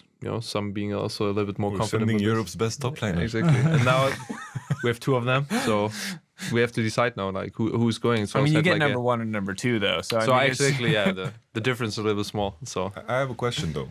Which patch are they playing on? Is it Conqueror or non-Conqueror? Definitely it's Conqueror. Yeah, it's for sure. It's 80, okay. So. That makes a huge difference too. Because top lane will be carry oriented more. Yeah. Holy moly. Do you think we'll see that? Do you think we'll see more carry oriented tops? Because I mean, if that's the case, then we've got Khan. Exactly. That's what I'm saying. Like, Khan was also like, I'm gonna crush these fools, And it's so I funny think because, like, historically, like, we've always, like, the mid lane has always been the thing, and it's been mid lane difference. And it's almost, I can't really think of too many times at top or at Worlds or international tournaments where it's like the top lane was the kind of lane where if you were way better than your opponent, you could solo carry. But I think that 2 years ago there was kind of the case where it was like Fiora, Darius, top lane, and if Fiora went through laning phase, she was just like assassinating your backline and like solo carrying fights. But we had Conqueror at EU Masters. We did. And we didn't just see... We saw a lot of tanks. Carry top lanes. There were still a lot of tanks being played, like Cho'Gath, Ornn, Maokai, Sion, of course, was played a ton at EU Masters. Like, I'm not locked 100% that the meta is going to be just carry top. I mean, there's still like tanks that are just doing well. Like Sion has been like everybody's picking Sion because Ornn it's is like almost Ornn always as well, there, you know. right? Shogath too, but still, like those champions, if you are mechanically gifted, you can just get so much out of them because they do so much, right? You can push side lanes, you can assassinate back, even team fights, you know, champions like a Camille, if you're coming from a flank position and you're just pressuring the backline without them being able to commit, like it's really hard to play. So yeah, they just have such a big upside, and as well, like if you start snowballing, it's so hard to shut down. I think it's a question of, it's at 8.8 they're playing on. It's the current live patches. Irelia is in the picture as well. Yeah. I think it might be. I think usually top lane meta is centered around one champion. So for example, Sion dictates everything. But when Sion is out, then it also changes everything because it's like Sion. Oh, we pick Ornn into Sion. Tank v tank. Blah blah blah.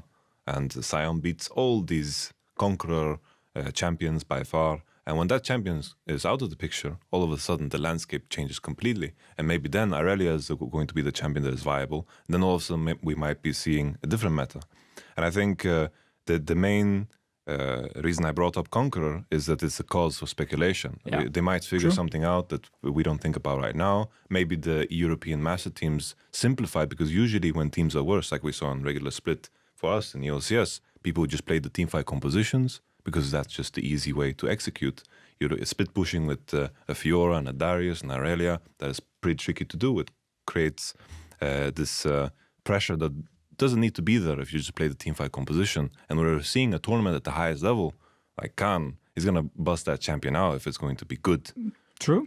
Yeah, I mean that's why, again, it's like I really struggle to predict how Fnatic will do at this tournament, just because I feel like the main strength of Fnatic was that late game. In the EU LCS, it was just the safest way. I think Dylan Falco in an interview also said, like, in a best of one scenario, this is just the safest way to play the game. You mentioned now the teamfight comms. I feel like the teams they're going to play against, especially Kingzone and RNG, can more than match them when it comes to that late game. You don't have that duo carry advantage when it's Prey BDD and Uzi Xiaohu on those two other teams. And I think that's really interesting, because if you're looking at Europe at the competition, like Fnatic is one of the teams where every player is like really standout player, right? Source with a really good TP is always being able to escape. Really solid laning phase, can also win. Like when he plays Ornn with Ignite, he just gets solo kills as well.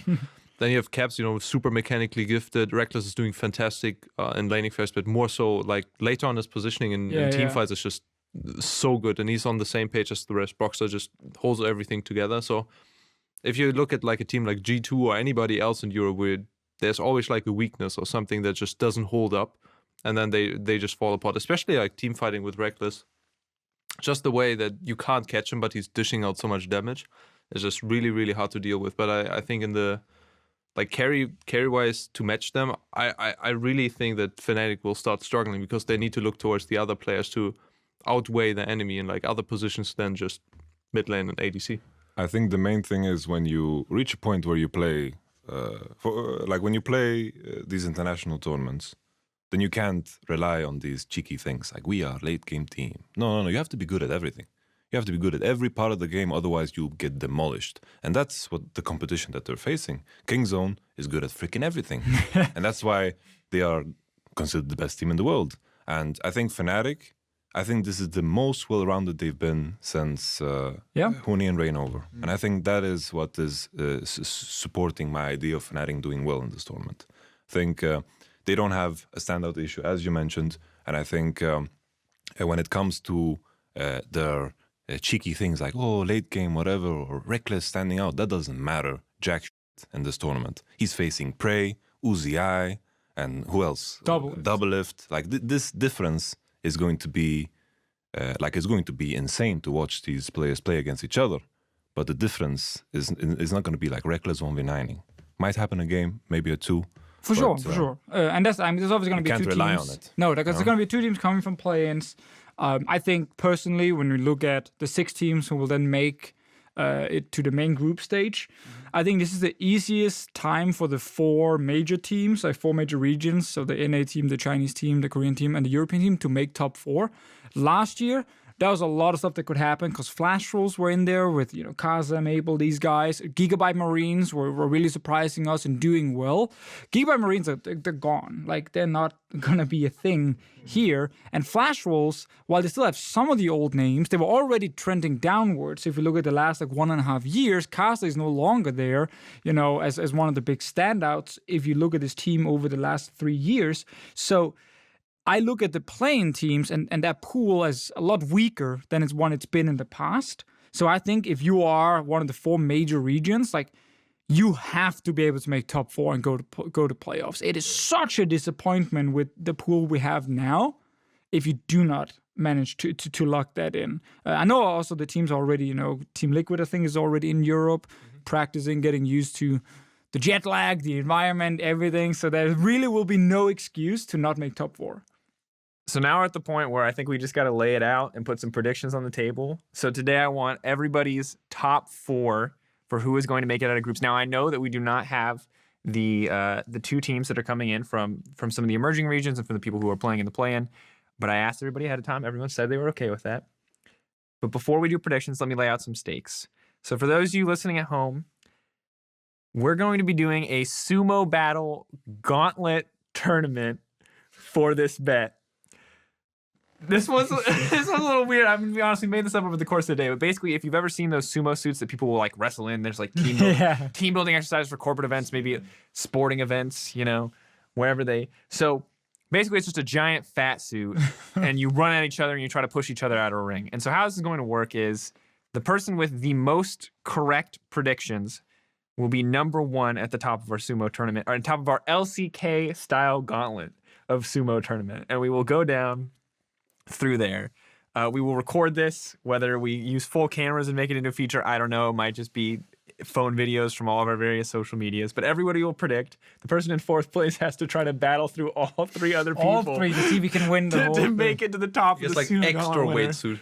And what we're predicting is basically who's going to be number 1, number 2, number 3, number 4, 4, based on just the group stages of just the on main the group event. stages. Yes. Now, we'll also make a trophy because this is the most ridiculous bet we've ever had. So personally, we'll figure it out. We're going to make a trophy. Yourself.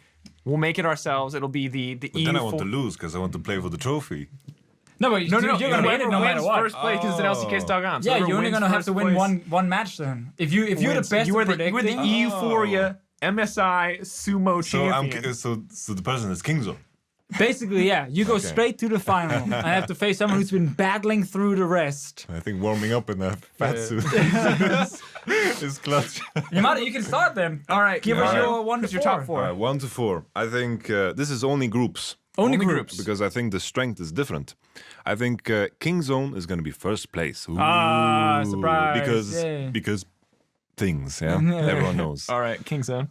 2nd place, I think Fnatic. Not because I think they're the 2nd best team at the tournament. It's because RNG, I think they're going to drop best of ones. I have looked time and time again at some of their matches, and their drafts are just, there's no other, sometimes they're just plain oink. They're just, it just blows my mind. The game they lost against EDG was like, they have Kog'Maw, Rakan against Caitlyn. Why are you even playing the game? Just go next. And the same thing was happening last year. When RNG played EDG in the finals, the drafts were just, what is going on? And sometimes I think that costs them games. But I think in best of 5 scenarios, I think they can adapt, and I think they're going to be the 2nd strongest team in the tournament during the course of that. But during best of ones, I think they're going to fall to 4th place, and I think Liquid is going to be 3rd. I think. Okay. That's spicy. I like that. Who wants to go next? You want to go, Sheepy? I will take it. So I think Kingzone as well. That's the number 1. I think they're just When too you steal solid. my shit, man. Number 2, Fnatic, because... No, I'm just kidding. I think number 2 is RNG. I have a little bit more faith. Even though that internationally, China always had like those hiccups. Like so many times LPL, even in Worlds, it's just like... Sandbagging, I think we call it. Sandbagging. Okay, styling on people. But that's not, I hope that they learn from it. I think that overall, because they have such star players and veterans as well, I think they should be more accustomed to it as well. I think it's the time where, LPL should know, they should try, and the group phase, especially after I tweet to them and tell them that it's like It's important It's for the important sumo at this bet. point. Exactly. Didn't this meme die with last year's Worlds though? Like with World Elite and RNG performance. EDG is always like, yeah, okay. Yeah, no one knows. EDG is the meme, you know? Yeah, the meme is mostly for EDG. Yeah. I hope the trend is upwards. All right, you got the RNG trend is second. definitely You got RNG. RNG second. Any EU Then obviously Fnatic because European pride. Sure. And Puts him then in third. Got it. That's how far pride gets him. Got it. but that's all the pride I can give. And then number 4 Team Liquid. I think Fnatic is probably at their second strongest after with the Huni and. Okay. All right, I got to go next because Martin, we're running out of potential combinations. I'm going to take the last one that doesn't involve. So I'm going to take Kingzone first. Oh! Because I'm not insane. I'm going to put. Oh no, God! How do you do this? Come on, Gold Cane. This is my. Give me that Team This is Liquid. how my mind works. North American I'm playing like I trader. play Kane. I'm farming for 8 minutes and then I'm getting my transformation. I'm the king of killing raptors. All right, Kingzone take it, and then I'm gonna say easily. I'm gonna say Fnatic. Biased. Wow. Easy second. RNG are gonna get third, and Team Liquid is gonna get fourth. And now my logic is, NA is not greater than EU. EU greater than NA. Jesus, almost. But I do think that Fnatic will outperform RNG overall. I think they'll be more consistent, and I think that if anyone's gonna drop games to the play-ins teams, it will be RNG. That said, nobody disappoints at an international event like North America, so they will definitely be fourth. All right. I'm going RNG first. Listen, it's a mess. It's all over the place. Like one game in the LPL, like it looks awesome. It's fantastic. The next game, I have no clue what's happening, but that has been the trend for years. You want the sumo? These guys with Uzi Zhao, they will show up. Also, I like the fact that I'm not sure if it's confirmed yet who they're bringing as a sub, but at least the Leaguepedia says it's the 2 top laners they're bringing. So there could be some spicy stuff happening up there as well. And I think so. RNG gets first. It's best of 1. Yes, they might oink certain drafts, but I put my faith in them not doing it here. Second, I'm going to put Kingzone. Third, I'm going to put Team Liquid. And fourth, I'm going to put Fnatic. Did you just put Europe in number 4? I know, disgusting. Do you hate Europe? Yes. I'm sorry, can you understand this is called the EUphoria podcast? Do you understand the E and the U are sometimes capitalized? Do you know why? I just need to see how Fnatic wants to approach this tournament in terms of playstyle. Do they want to go all in for early game? Is it like, camp for caps 24/7 or something? Or is it still going to be late game focused? Because if it is pure late game, I think most of the other teams will match them on that one. So I'm putting them fourth. Also because then I think we have Fnatic on 3 different positions, which is cool. And technically, none of us can lose because we all get to wrestle in sumo suits. Exactly. Yes. And the one who starts early has more experience by the end of the tournament. He's warmed up. So he's more likely to win. By the way, like most of our bets, we have not planned any of this logistically ahead of time. We're just like, we're going to do this thing. We can make it happen. So we're going to figure that out. We'll keep you guys updated on the sumo bet to follow. But one more time, I'm just going to go through everybody's predictions. And correct me if I'm wrong as we go through. So we'll start with Yamato. Kingzone first. No. I've decided it has to be Fnatic. Kingzone first, Fnatic second, Team Liquid third, fourth RNG. He did clarify that he does think that RNG will be the second best team at the tournament. we don't care about that stuff. I'm gonna give him a little credit. He took the Supermassive time. 5th. There you go. Sheepy, Kingzone, RNG, Fnatic, Team Liquid, representing me, Kingzone, Fnatic, because I love Europe, unlike some people. Very good. RNG in third place, Team Liquid in fourth, Deficio, RNG, Kingzone, Team Liquid, and in a staggering turn of events that literally no one expected, Fnatic fourth. I mean, why just not say it's going to be whatever play-in team comes in? Fnatic won't even make top 6. There we go, man. Part of me believes in the RNG thing, though. I mean, I just feel like, especially Uzi on the international stage, and now he finally won his trophy as well. Do you see how happy he was lifting that trophy? He didn't even know how to grab the trophy at first because no experience. But in the end, I think RNG can actually do well. But it's just a wild card in some ways. Team Liquid. Do you actually think that Team Liquid, if they would play a best of 5 against Fnatic, would win? Like, is Team Liquid the better team than Fnatic? Ooh, now you're putting me on the spot. One more, yes. Or do you not stand behind the final question to end the day? Yes. Is Team Liquid Man, better that than is Fnatic in hard. the best of 5? I think Team Liquid they look good coming into the tournament, but I have too many questions also regarding a lot of their players who's on the international stage in the past have just looked fine and not like fantastic. So I think Team Liquid have good macro, they have good preparation. Will they beat Fnatic in the best of 5? I plead the 5th. I do not want to answer. I don't plead the 5th. They're gonna get smashed. What the hell? They're Why gonna you get plead the smashed. That's gonna be it. I say What are you 5 talking- games. Have you seen Caps? Have you seen Pobelter? Their difference is in favor of Caps, but not by that much. Pobelter played well as well. Xmithy, man. Have you seen Xmithy? That's true. I've seen Broxa too. Now I love Broxa. He has been getting better, but Smithy is definitely a house for sure. He's I a would say- house. I would That's say it. it He's a goes to 5 house. games. He's a brick house. He's a brick house. It goes to 5 games, I Hey, would say.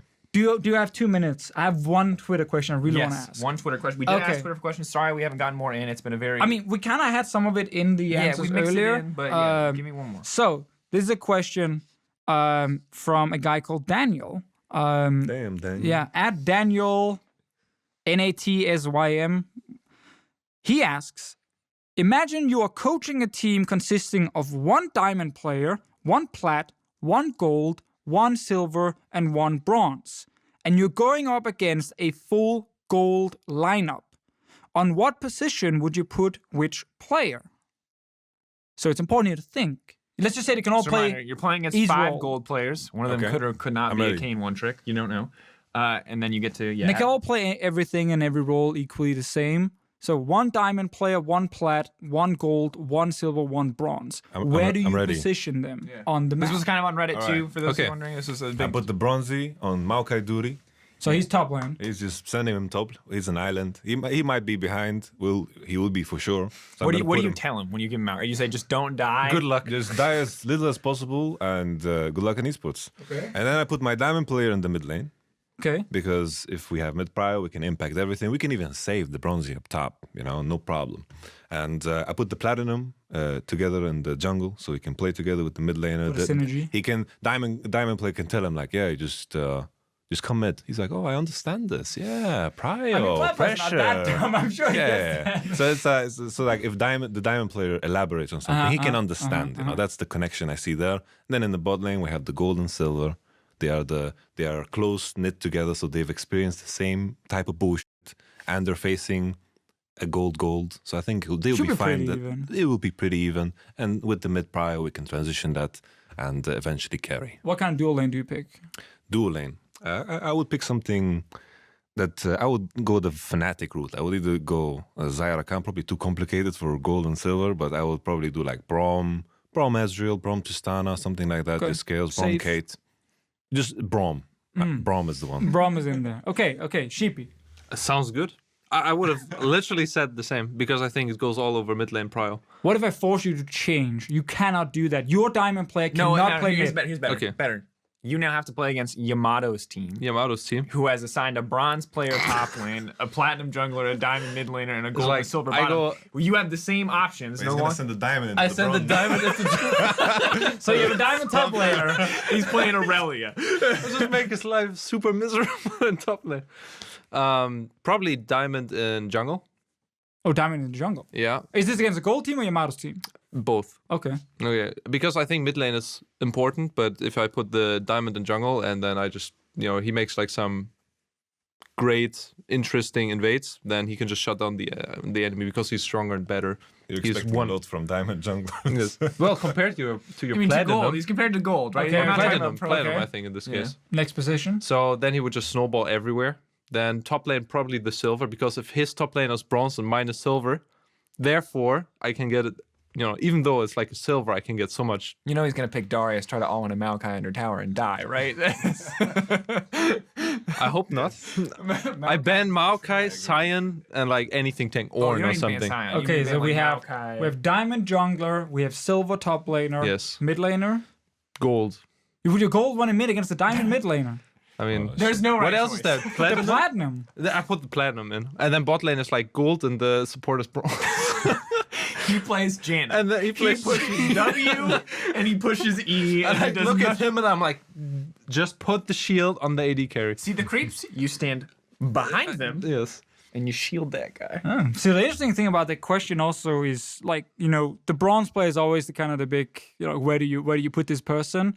Interestingly enough, though, like I know a lot of bronze players. You know, a lot of the I've How seen do you your know solo that? queue Ah, yesterday. yeah, yeah. I know exactly Really why. good Yasuo. there are a lot of good Yasuos. A lot of like the people behind the camera and our production teams, that's they true. tend to play down in bronze. And interestingly enough, mechanically, most of them are actually fine. No, I don't remember. The problem is the decision making in game. So on a team like this, as long as you put them with someone who can tell them what to do and what not to do in the game, they might actually be okay. Especially like the Maokai up top lane should Or the be Janna okay. bronze bot lane. Fair also for support. Because It there's makes not much sense. decisions you can do with Janna. You can trade really effectively, or you can not trade Not when effectively. you're bronze. Not if you're bronze. Okay. So that's interesting. I'm glad we got that. So there you go, Daniel. Thank you for the question. I don't know why it was hard for me to remember. That's my name too. But yeah, thank you for the question. We'll get more questions in the future. And of course, thank you guys for coming onto the podcast, talking. I look forward to our sumo tournament. It is now currently in the works. We've asked about the fat suits. We will get them I'm together. gonna work out for that shit, man. I know. I don't think I'm- you're supposed to. You have- getting- how much does your Wait, actual body strength matter when you have that suit on? Yeah, the question is, if you're working out for sumo tournament, are you getting fatter or are you getting? No, because you're putting on the fat suit. So I don't Yes. know. I think it's in the legs, no? I'm gonna do a little squats. I think it's the legs. My legs are good, man. Just get like 200 pounds I or have something. thighs roll like over. Chun-Li, dude. I'm a crush. I'm actually sad towards the end here as well. I had another great question I wanted to ask. No. But I will not do no, it. Stop. We're already way over time. The only thing in the question that was so funny was that it was specifically directed at YamatoCannon. What's up? And it was just, don't answer it because we're actually done. It literally went like How this. he's working around you. It literally went like this. It went like, ask YamatoCannon, and only YamatoCannon, not Sheepy, why and how he is so handsome. So I take that as the person considers Sheepy not as handsome, or Or handsome at all. I'm in a different league. or you're way more handsome. They asked you specifically not to answer They those. did not You're want gonna your have to keep answer. it- It was Okay, only Yamato's answer. Eat your veggies, go to school, there you go. This go to is- sleep early. There you go. This has been EUphoria podcast. It's episode 12. Thanks for listening. We'll talk to you guys next week. We will have another episode. Sorry for the inconsistency. No, we had a break. Was that inconsistency? Yeah, I mean, we didn't really tell people how long we were going to be We gone. had one tweet. All right, we're done. We're done.